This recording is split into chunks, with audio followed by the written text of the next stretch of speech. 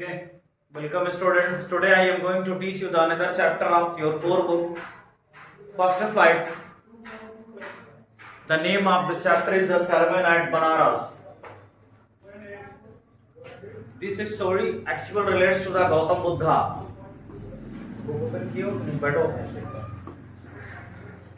ये गौतम बुद्धा की कहानी है. Sarman. The meaning of sermon is a preach.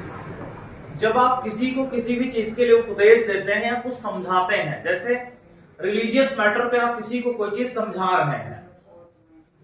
हमारे आपके यहाँ क्या होता है, रिलीजियस कॉन्फ्रेंसेस होती हैं जिसमें क्या करते हैं, कुछ प्रीस्ट या मॉन्क आकर के आपको समझाते हैं, बताते हैं कि हमें क्या करना चाहिए और क्या नहीं करना चाहिए.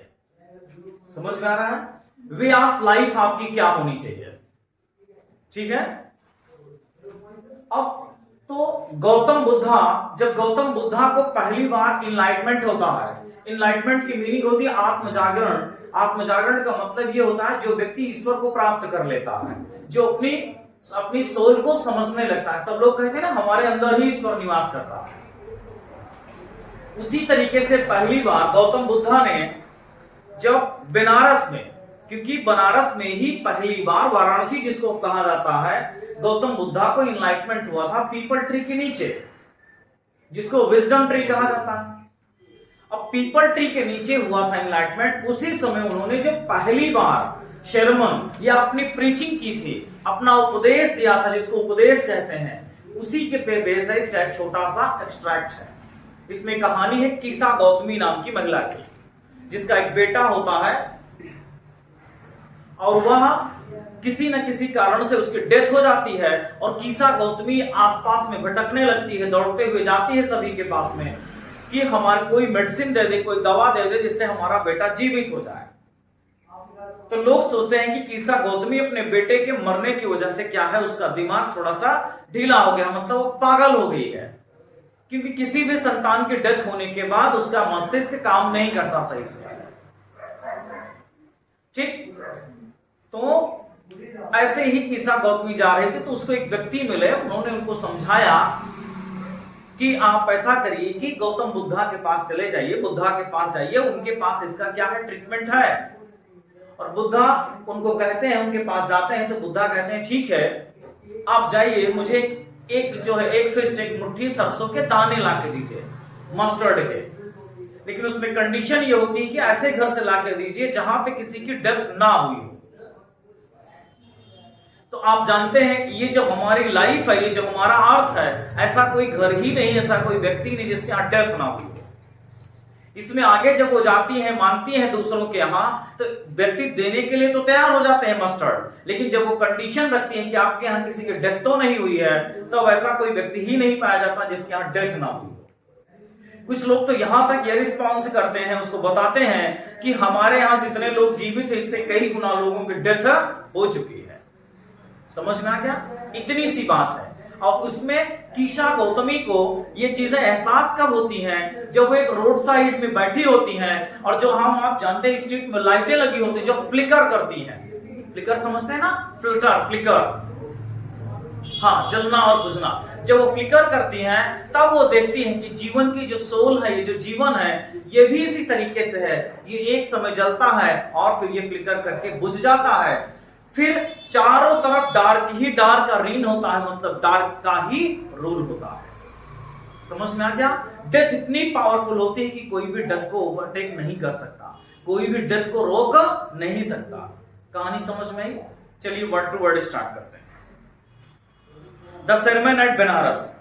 Before you read activity, beta use a dictionary or ask for your teachers help as you discuss the following questions in your group. क्या था बेटा?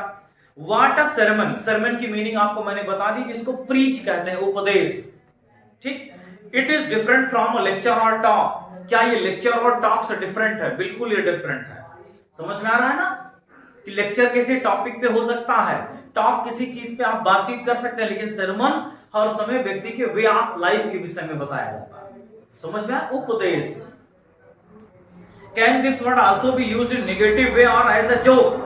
इसमें पूछा गया है कि क्या यह जो वर्ड है इसको नेगेटिव वे में या जोक में यूज किया जा सकता है, एज इन, जैसा कि एक एग्जांपल में दिया गया, my mother's sermon about getting my work done on time. Writer कहते हैं कि मेरे माय मदर्स sermon, इनकी मम्मा का जो उपदेश है about getting my work done on time, कि मेरा वर्क किस पे होना चाहिए बेटा, टाइम पे होना चाहिए, मतलब समय पे पूरा होना चाहिए। आप लोग इसको फाइंड करिएगा, क्या इसको नेगेटिव में भी यूज कर सकते हैं? समझ में आ रहा है ना? फिर बताइएगा। Okay, let's begin the chapter. Gautam Buddha 563 BC 483 BC, ये गौतम बुद्धा की लाइफ है। 563 BC में बॉर्न, 483 BC में began life as a prince named Siddhartha Gautam. और गौतम बुद्धा का जीवन जो शुरू हुआ वो सिद्धार्थ गौतम के नाम से शुरू हुआ। ठीक है, गौतम बुद्धा का नाम बचपन का क्या था बेटा, सिद्धार्थ था। इन नॉर्दर्न इंडिया में इनका जन्म हुआ। At 12 he was sent away for schooling the Hindu sacred scripture. Scripture का मतलब होता है बेटा जो हमारे धर्म ग्रंथ लिखे गए हैं। हिंदू का मतलब हिंदू, सैक्रेड का मतलब पवित्र, मतलब हॉली। समझ में आया? मतलब जो हमारे धर्म ग्रंथ लिखे गए हैं उनको पढ़ने के लिए उनको कहां भेजा गया? और आप जानते हैं पढ़ाई उस समय कहां होती थी? सिर्फ गुरुकुल। समझ में आ रहा है ना? गुरुकुल में उनको भी हिंदू सैक्रेड स्क्रिप्चर को पढ़ने के लिए भेजा गया। And 4 years later he return home to marry a princess. अब वो राजकुमार थे, राजा के बेटे थे, तो 4 साल बाद वो जब वापस आए तो उन्होंने एक प्रिंसेस से क्या किया बेटा? शादी किया। They had a son and lived for 10 years and befitted royalty. उनका एक बेटा भी हुआ, वो दोनों लोग 10 साल तक रहे। befitted royalty की मतलब ये हुआ बेटा कि पूरे राजशाही जैसे, क्योंकि प्रिंस थे ही, जैसे राजा का जीवन होता, मतलब फुल ऑफ लग्जरी। समझ में आया befitted royalty की meaning? At about the age of 25 की एज में the prince heretofore shielded. ठीक बेटा, हियर टू फोर की मीनिंग होती है बिफोर। ठीक है, heretofore shielded from the suffering of the world. अब हियर टू फोर की मीनिंग लिख लीजिए, बिफोर नाउ, अभी से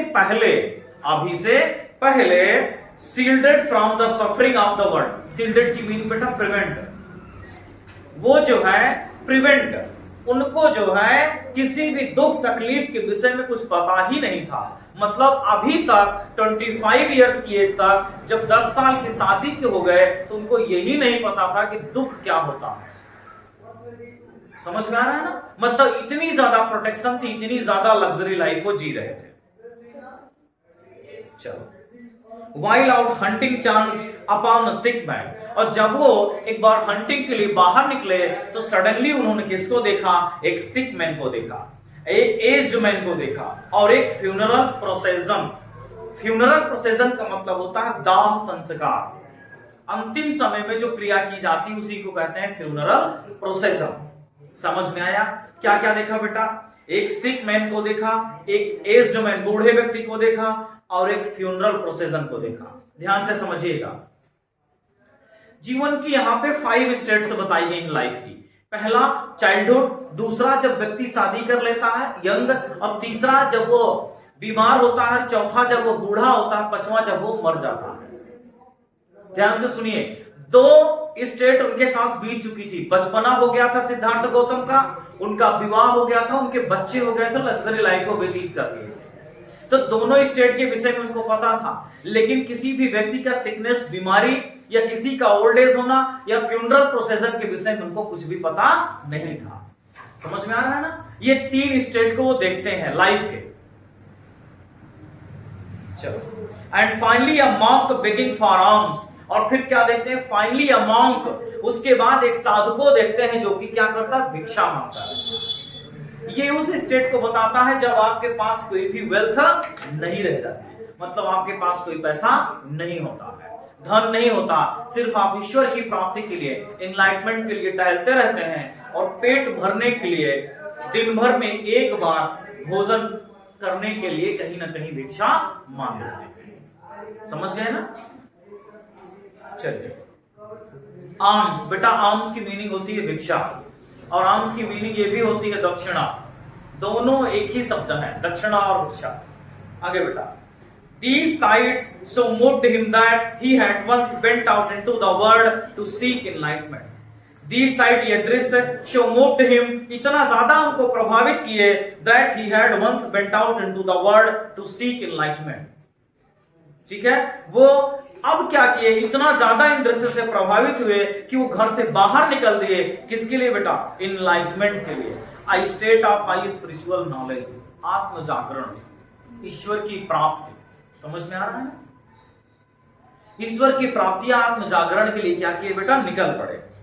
concerning the sorrows he had witnessed, concerning किस बात के लिए उनको कंसर्न थी, चिंता थी, वरी थी? वरी किस बात के लिए थी? जो चीजों ने उन्होंने देखा था, जो दुख उन्होंने जीवन में लोगों के देखा था, उसके लिए उनको लगा कि मुझे इन सारे दुख को नहीं फेस करना है, हमें एनलाइटमेंट चाहिए। He wandered, wandered की मीनिंग कई बार बताए हैं। wander मीन्स होता है बेटा move here and there without any purpose, without any aim। समझ में आया? He wandered for 7 years, 7 साल के लिए घूमते रहे। वो किसके लिए? एनलाइटमेंट के लिए। and finally sat down under a peepal tree, और अंत में पीपल के ट्री के नीचे बैठ जाते हैं। where he vowed to stay, vowed का मतलब होता है बेटा oath, कसम खा लेना, pleasure। समझ में आया? Until enlightenment came, उन्होंने कहा कि मैं तब तक यहां बैठा रहूंगा जब तक कि मुझे एनलाइटमेंट नहीं हो जाता। ध्यान से सुनिएगा, अपने यहां पहले के समय में लोग समाधि लगाते थे, ध्यान करते थे। वही चीज है ये कि जब तक ईश्वर की प्राप्ति नहीं हो जाएगी तब तक हम इस समाधि से नहीं उठेंगे। और लोग, उनका बॉडी का ढांचा रह जाता है, बाकी आत्मा चली जाती है। समझ में आया? उसी तरीके से गौतम बुद्धा भी वहां समाधि मतलब ईश्वर की प्राप्ति के लिए बैठे थे। उन्हें वो कसम खा लिया, ओथ ले लिया, प्लेज ले लिया। पर डे स्कूल में प्लेज लेते होंगे ना, India is my country, all Indians are brother and sister. चलो, इनलाइटेंड आफ्टर 7 days, 7 दिनों के बाद उनको इनलाइटमेंट की प्राप्ति हुई। He renamed the tree the Bodhi tree, बाद में उन्होंने ट्री का क्या नाम रखा बेटा? Bodhi tree, tree of wisdom. बेटा आगे वाले बेंच पे आके बैठो। ट्री ऑफ विजडम, ध्यान से सुनिएगा मैं आपको क्या समझाना चाहता हूं। बोधि ट्री, ठीक है? बोधि, हम लोग क्या कहते हैं? देखो इसके पास बुद्धि नहीं है। क्या नहीं है? बुद्धि। बुद्धि, बुद्धि कहां से बना ये बोधि वर्ड? बुद्धि बना ना, ये हिंदी का शब्द है, ध्यान से समझिएगा। और इसी बुद्धि को क्या कहते हैं? विजडम। समझ में आया कि नहीं है? तो अब आप बुद्धा जो नाम रखा गया है उस वर्ड को भी आप रिलेट कर सकते हैं कि जो सबसे ज्यादा इंटेलिजेंट हो, जिसके पास विजडम हो, वही क्या कहा जाएगा बेटा? बुद्धा। समझ में आया?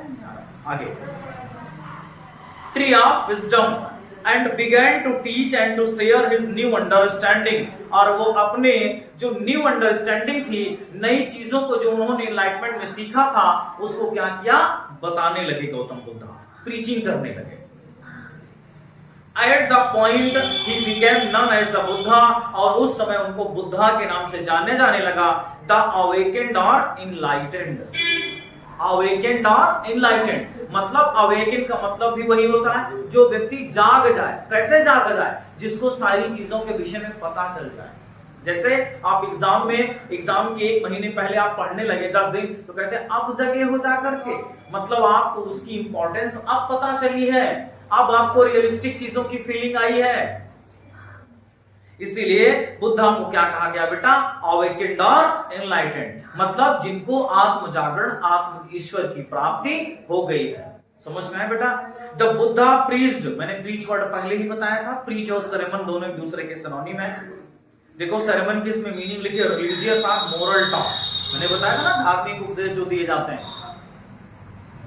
Buddha preached his first sermon at the city of Banaras, Buddha ने अपने पहली प्रीचिंग कहां पे दी थी बेटा? बनारस में। Most holy of the dipping place, अब ध्यान से समझिए, डिपिंग प्लेस, डिप का मतलब होता है डुबकी मारना, और डिपिंग प्लेस क्यों लिखा गया? क्योंकि वाराणसी में मां गंगा है और वहां पे लोग जाकर के क्या लेते हैं? डिप लगाते हैं गंगा जी में। हॉली प्लेस सबसे पवित्र जगहों में से एक है जहां पे लोग जाकर के क्या करते हैं?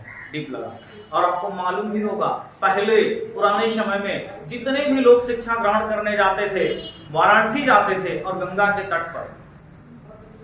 आपको सहनाई आप बिस्मिल्लाह खां पढ़ाया गया होगा, याद आया? शहनाई आप बिस्मिल्लाह खां, सब कुछ बिस्मिल्लाह खां ने कहा कि आप ला सकते हो फॉरेन में, लेकिन हमारी गंगा माँ को नहीं ट्रांसपोर्ट कर सकते। और जहां पे ही बैठ करके मैं राग अलग अलग राग को गाता हूं। तो ये जो असीम प्रेम है ना लोगों का, यही तो है जैसे आप लोग हमसे प्रेम करते हैं। Dipping place on the river Ganga, that ceremony has been preserved and is given here। और कह रहे उसी सेरेमनी को लिख लिया गया, प्रिजर्व कर दिया गया और यहाँ पे बताया गया है। It reflects the Buddha's wisdom about one inscrutable kind of suffering। Inscrutable का मतलब होता है बेटा unable to understand, मतलब जो समझने योग्य ना हो, ठीक है? Something which can not be understood, जो समझा ना जा सके, ठीक है? बियॉन्ड जिसको कहते हैं, परे हो गया हमारे। इनक्यूरेटेबल काइंड ऑफ सफरिंग, मतलब ऐसे दुखों के विषय में जिसका कोई बेटा, जिसकी समझ ही लोगों को नहीं थी। कि अब देखो स्टोरी यहीं से शुरू होगा। अभी तक तो हम लोग गौतम बुद्धा के विषय में पढ़ रहे थे, ठीक है? अब हम स्टोरी को पढ़ते हैं। Kisa Gautami had an only son, Kisa Gautami के एक बेटा है, एंड ही डाइड, उसकी डेथ हो गई। इन हर ग्रीफ, जो उसका दुख था बेटा, ग्रीफ समझते हैं ना, सैडनेस, बहुत ज्यादा grief, she carried the dead child to all her neighbors। वो अपने बच्चे को ले जा, उसके डेड बॉडी को अपने पड़ोसियों को पास ले जाती। asking them for medicine, उनसे मेडिसिन के विषय में पूछती। and the people said, लोग कहते she has lost her sense, the boy is dead। लोग कहते कि इनका बच्चा मर गया है, डेथ हो गई है, इसीलिए उन्होंने अपने सेंस को लूज कर दिया। At length, थोड़ी दूरी पर कीसा Gautami met a man who replied to her request। उन्होंने एक व्यक्ति से रिक्वेस्ट किया, जिसके रिस्पांस में उन्होंने रिस्पांस दिया। क्या दिया?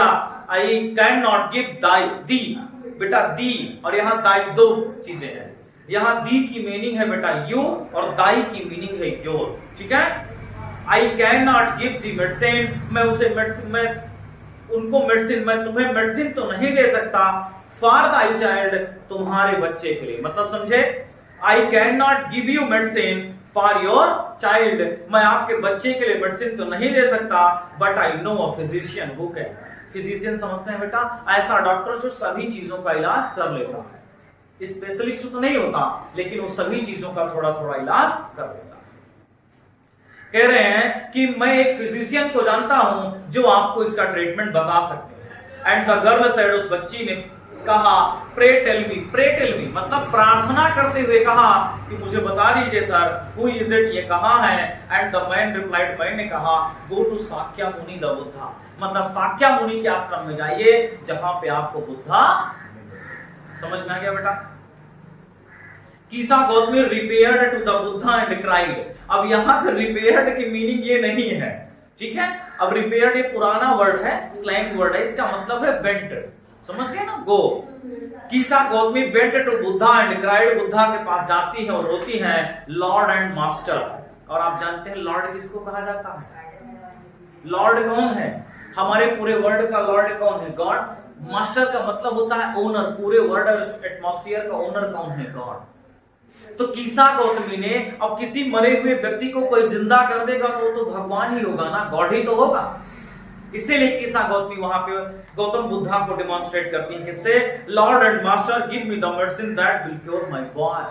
मुझे ऐसी दवा दीजिए मेरे प्रभु, मेरे भगवान, जिससे कि मेरा बच्चा अच्छा हो जाए। द बुद्धा आंसर्ड, बुद्धा ने कहा, I want a handful of mustard seed, मुझे एक मुट्ठी मस्टर्ड सीड चाहिए। And when the girl in her Joy promised procure, ठीक है? प्रोक्योर का मतलब होता है अरेंजमेंट। प्रोक्योर की मीनिंग क्या होगी बेटा? अरेंजमेंट। अब टू प्रोक्योर है तो to arrange.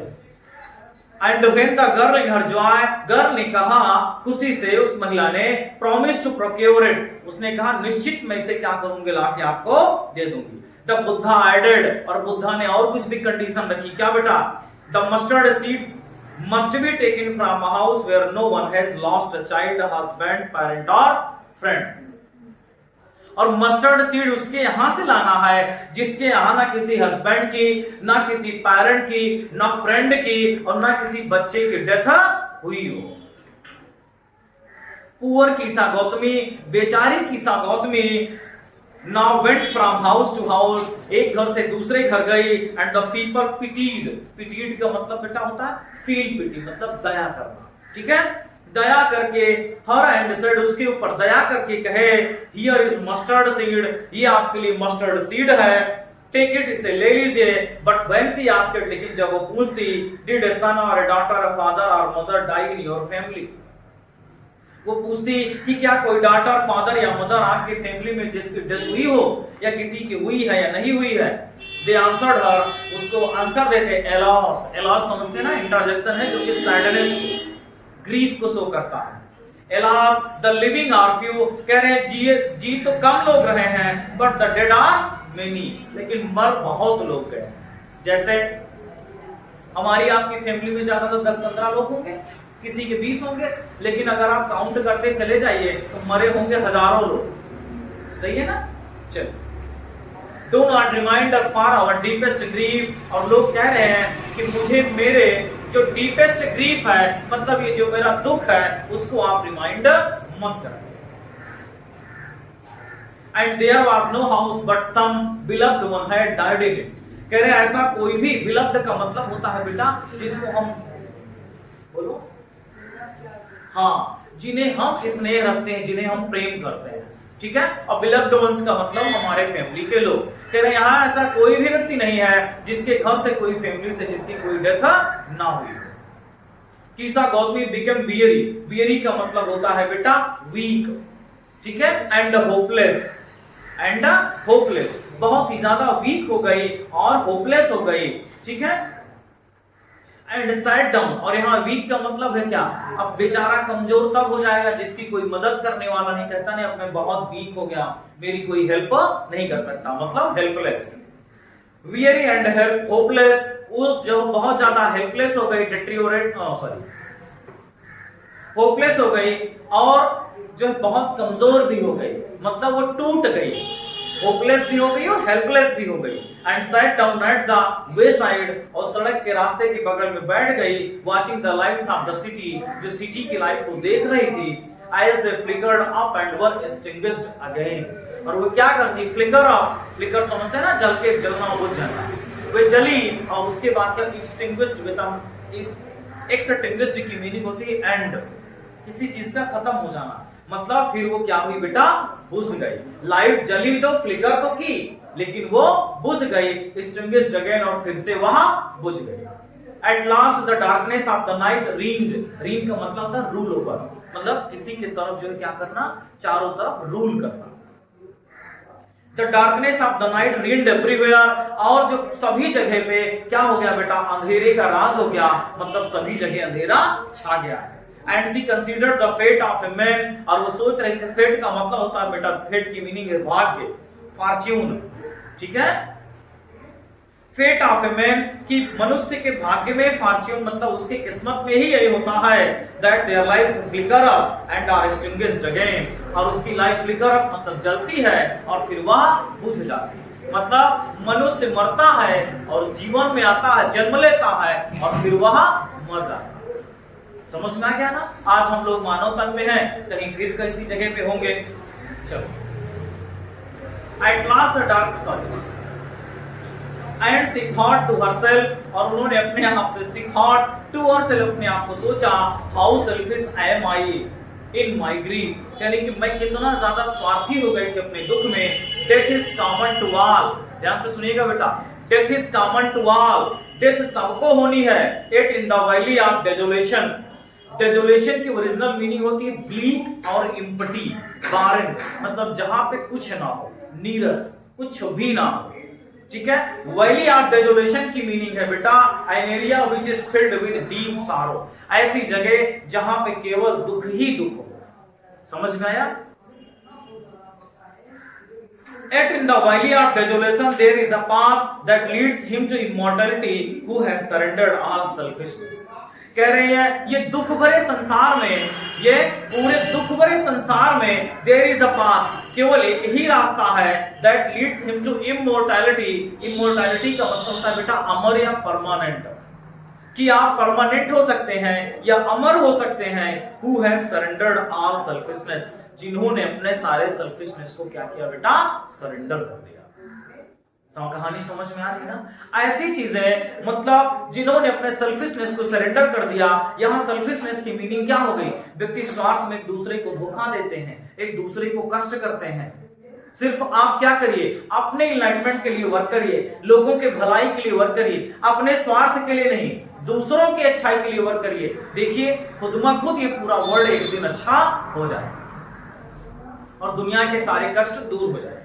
The Buddha said, Buddha ने कहा, the life of mortals in this world is troubled and brief and combined with pain. Buddha ने कहा जो लाइफ ऑफ मॉर्टल, मॉर्टल का मतलब होता है बेटा शॉर्ट लिव, ऐसा कोई व्यक्ति जो थोड़े समय के लिए जीता। और कोई व्यक्ति बताइए जो परमानेंट जी रहा, नहीं, सब लोग, हम लोग भी मर जाएंगे एक ना एक दिन। The life of mortals in this world, इस संसार में जो थोड़े समय तक जीने वाले लोग हैं, इस ट्रबल, उनके ट्रबल की मीनिंग बहुत डिफिकल्टी है, ब्रीफ, बहुत troubled and brief and combined with pain, बहुत ज्यादा दुख है और दर्द है। आप जानते हैं ना मनुष्य के जीवन में तीन ही चीजें हैं, क्या है, डिफिकल्टी है, पेन है और क्या है, सारो है, ग्रीफ है, दुख है, दर्द है। समझ में आया। इन्हीं तीनों चीजों से व्यक्ति क्या करता है, ऊपर उठना चाहता है। आगे बढ़ा, is not any means by which those that have been born can avoid dying.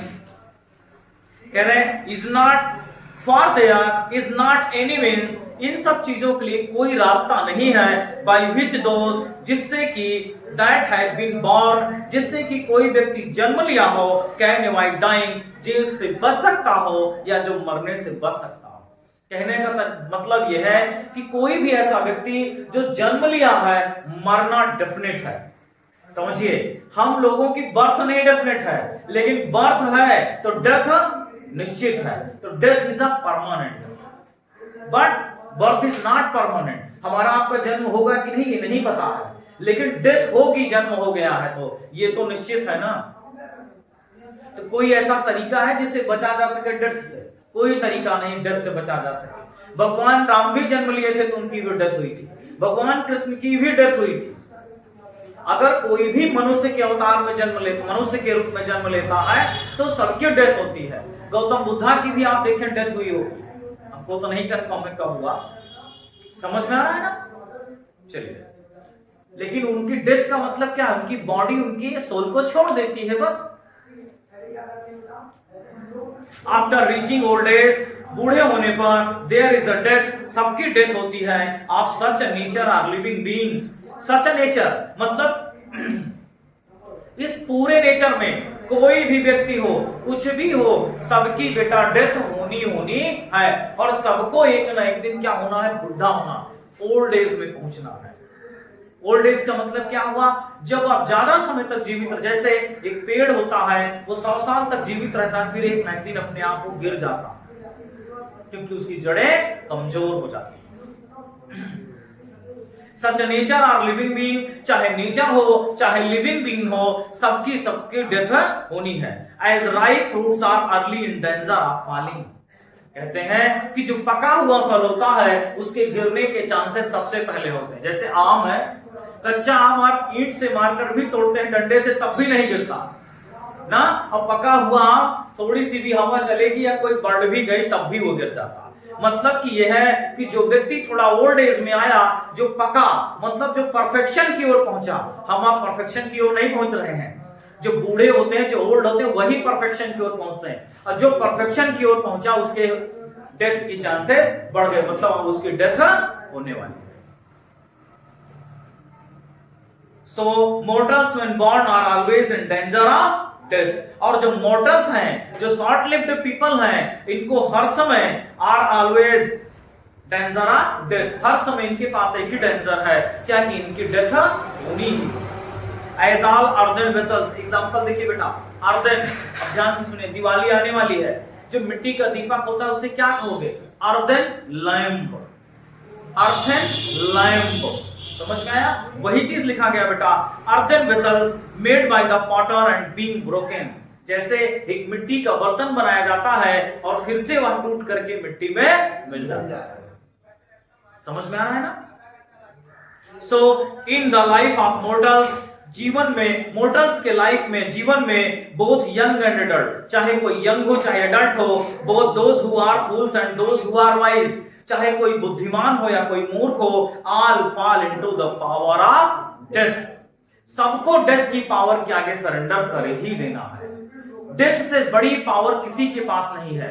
मतलब यह है कि जब डेथ आएगी तो निश्चित आप उसके सामने सरेंडर कर देंगे और आपको वो लेकर के चली जाएगी।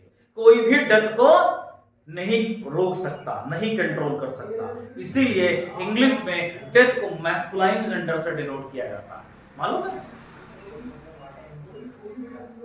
चलो, all are subject to death, all are subject to death मतलब जितनी भी चीजें हैं इस हमारे ब्रह्मांड में, सारी चीजें क्या है बेटा? सब्जेक्ट टू डेथ है, मतलब उनकी डेथ होनी है। मैं एक एग्जांपल देता हूं। ये बिल्डिंग बनी है, आज के 50 साल बाद ये बिल्डिंग धीरे धीरे गिर जाएगी, मतलब डेथ हो जाएगी। जितने भी सामान हम आप लिए हैं, जो भी हमारे पास है, घड़ी है, मोबाइल है, गाड़ी है, 10 से 15 साल 20 साल बाद ये फिर भी ये मिट्टी में मिल जाएगी, मतलब इसकी डेथ हो जाएगी। क्योंकि जितनी हमारे पास चीजें हैं सब अर्थ से निकाली गई, मिट्टी से निकाली गई है और अंत में ये वहीं पे मिल जाती है। जैसे प्लास्टिक आप कहते हैं कई हजारों साल नहीं गलती, हटती नहीं, लेकिन फिर भी एट लास्ट वो क्या होती है बेटा? उसकी डेथ होती है। इसीलिए एक ऐसे धर्म है, शायद जहां तक मुझे पता है, कंफर्म तो नहीं है, जिसे जैन धर्म के लोग हैं, वो कण-कण में ईश्वर को मानते हैं, कण-कण में ईश्वर को मानते हैं। वो कहीं अगर बैठते भी हैं तो जैसे साफ करके बैठते हैं। बात समझ गए ना? क्यों? क्योंकि उनका मानना यही है कि अगर इसमें लाइफ नहीं है तो ये 50 सालों के बाद इसकी डेथ क्यों होती है। और आप जानते हैं कि जीवन में जितनी भी चीजें इस एटमॉस्फेयर में, इस अर्थ पे हैं, सबकी डेथ होनी है, मतलब सबको एक दिन खत्म हो। ये डेस्क और बेंच कितने दिन? 2 से 3 साल। समझ में आ रहा है ना? चलो, आप दोस्त हु ओवरकम बाय डेथ, ऐसे लोग जिन्होंने डेथ से ओवरकम कर लिया, depart from life, a father can not save his son। Depart from life, जिन्होंने जीवन और मरण से क्या किया बेटा? छुटकारा पा लिया। जिन्होंने जीवन और मरण से छुटकारा पा लिया, इसका मतलब ये होता है, कहते नहीं कि मुझे मोक्ष की प्राप्ति हो गई। जैसे गौतम बुद्धा थे, अभी मैं बता रहा था आपको, जो लोग बैठ करके ध्यान करते हैं, समझ गए ना? और जो लोग क्या समाधि लेते हैं, क्या करते हैं? वो जीवन और मरण के मोक्ष से फुर्सत पा जाते हैं। उनको कुछ नहीं करना होता, उनकी सोल जाके गॉड के पास में, गॉड के बॉडी में चली जाती है। जानते हैं ना, कहते हैं आत्मा भी परमात्मा का ही तो अंश है, मतलब हम सब भी गॉड के पार्ट ही तो हैं, और हमारी सोल उनके पास चली जाती है। फिर उनका कभी जन्म नहीं होगा, और जब जन्म नहीं होगा तो डेथ होनी ही नहीं है। मतलब वो जन्म और मरण दोनों के डिफिकल्टीज या प्रॉब्लम से उनकी छुटकारा हो गया। अब उनको कोई दिक्कत नहीं है। और आप जानते हैं, if anyone borns there is a death, यदि कोई जन्म लिया है तो उसकी डेथ होनी ही होनी है। आगे बेटा, a father can not save his son, एक पिता अपने बेटे को नहीं बता सकता। नॉर किन्समैन, किन्समैन की मीनिंग होती है बेटा relatives, nor kinsman they are relatives, ना तो हमारे रिश्तेदार हमको आपको बचा सकते हैं। आप बताइए, किसी की डेथ हो जाती है तो हमारे रिलेटिव आकर रोते हैं तो क्या कोई जीवित हो जाता? नहीं होता। चलो, मार्क, ध्यान रखिए, while relatives are looking on and lamenting, lamenting का मतलब एक्सप्रेसिंग ग्रीफ, दुख, एक्सप्रेसिंग सैड, मतलब दुख जो व्यक्त करते हैं। कह रहे while relatives are looking on and lamenting deeply, जब हमारे रिलेटिव्स आते हैं, बहुत ज्यादा अपने दुख को व्यक्त करते हैं। One by one mortals are carried off, और आपको पता है कि एक के बाद एक सबको जाना है। कहने का सेंस ये हुआ कि किसी के भी डेथ पे अगर कोई भी व्यक्ति आता है, कोई भी व्यक्ति आता है, रोता है, गाता है, परेशान होता है, तो क्या वह व्यक्ति जीवित हो जाता है? कुछ नहीं। दुख व्यक्त करने से क्या होगा? खुद बीमार हो जाएंगे। और सबको पता है कि आज हम तो कल आप, परसों आप, बस 1-2 दिन, 4 दिन, साल भर, 2 साल का अंतर हो सकता है। चलो, like an ox that is lead to the slaughter, और कैसे एक के बाद एक जाना है बेटा? स्लॉटर का मतलब होता है ऐसा प्लेस जहां पे जानवरों को काट करके फीडिंग के लिए, मतलब मांस उनकी बेची जाती है खाने के लिए। समझ गए? क्या एग्जांपल क्या है? Like an ox that is led to the slaughter, कह रहे एक गाड़ी में ऑक्स को भर के लाइए, स्लॉटर की तरफ ले जाइए, तो सबको एक लाइन से खड़ा किया जाता है काटने के लिए। स्लॉटरिंग करने के लिए, और जो पहले खड़ा हुआ उसका पहले आया, उसके बाद दूसरे का आया, तीसरे का, मतलब एक के बाद दूसरे की सबकी डेथ होनी ही होनी है। So the word is afflicted with death and decay, और ये afflicted का मतलब सफरिंग फ्रॉम, ये पूरा वर्ड किस चीज से सफर कर रहा है बेटा? डेथ से। और डीके हम प्रीवियस वर्ड में पढ़ा चुके हैं। डीके मींस होता है बेटा डिस्ट्रक्शन या डिस्ट्रॉय। डेथ और डीके। अब डेथ किसकी होगी बेटा? लिविंग बीइंग की। ध्यान से सुनिए, डीके वर्ड क्यों यूज हुआ? डेथ लिविंग बीइंग की है और डीके नॉन लिविंग बीइंग की है। ये सब क्या होता है? डिस्ट्रॉय होता है। Therefore the wise do not grieve knowing the terms of the word, इसीलिए जो बुद्धिमान व्यक्ति हैं वो दुख नहीं व्यक्त करते, क्योंकि उन्हें पता है कि जीवन और मरण यही संसार का नियम है। Not from weeping nor from grieving, ना तो रोते हैं ना दुख व्यक्त करते हैं, sorry, not from weeping nor from grieving will anyone obtain peace of mind, कह रहे ना तो रो करके, ना तो गा करके, ना तो दुख व्यक्त करके किसी के मन को शांति नहीं मिलती है। हमारे आपके यहाँ भी देखिए पूर्वजों की डेथ जब होती है हम लोग भी रोते हैं ना, शांति कहाँ मिलती है मन को? On the contrary, इसके अपोजिट में his pain will be the greater and his body will suffer, उनका दुख बढ़ जाता है और उनकी बॉडी क्या करती है बेटा? सफर करती है, मतलब वो बीमार पड़ जाता है। जैसे कोई व्यक्ति ज्यादा रो लेता है, देखो बुखार आ जाता है, गला बैठ जाता है और परेशान हो जाता है, कुछ लोग बेहोश हो जाते हैं रोते रोते। He will make himself sick and pale, पहले का मतलब होता है बेटा जिसका रंग उतर जाता है, मतलब बहुत ही ज्यादा कमजोर हो जाना, फेडेड हो जाना, ठीक है, अनकॉन्शियस हो जाना, बेहोश हो जाना। सिक एंड पहले व्यक्ति बीमार हो जाता है, ठीक है, और क्या हो जाता है? वीक हो जाता है। But the dead are not saved by this lamentation, यहां तक कि इस दुख को व्यक्त करने से किसी भी व्यक्ति को हम बचा नहीं सकते। किसको? डेड को। He also seeks peace should draw out the arrow of lamentation and complaint and grief. He who seeks peace, जिनको शांति चाहिए, should draw out of the arrow of lamentation, उनको दुख नहीं व्यक्त करना है। जिनको शांति चाहिए उन्हें इन जगहों पे दुख व्यक्त नहीं करना है। and complaint and grief, ना तो किसी से कंप्लेंट करनी, ना तो दुख व्यक्त करना है, ना रोना है। He who has gone out of the arrow and has become composed will obtain peace of mind, जो इन चीजों को समझ गया, जो इन चीजों से अपने आप को दूर रख लिया, वही क्या करता है बेटा? will obtain peace of mind, मतलब किससे? रोने से, दुख व्यक्त करने से कुछ होने वाला नहीं है। He who has overcome all sorrow, जो सभी दुखों को जीत लिया, will become free from sorrow, तो उससे क्या होगा बेटा? ओवरकम बाय सारो, मतलब जो दुख से छुटकारा पा गया, will become free from sorrow, फिर उसके साथ दुख हो ही नहीं सकता। and be blessed, और be blessed लास्ट में इसलिए लिखा गया है कि फिर तभी उसी को ईश्वर का आशीर्वाद प्राप्त होता है। समझ में आया? कैसे he preaching. Thank you for watching.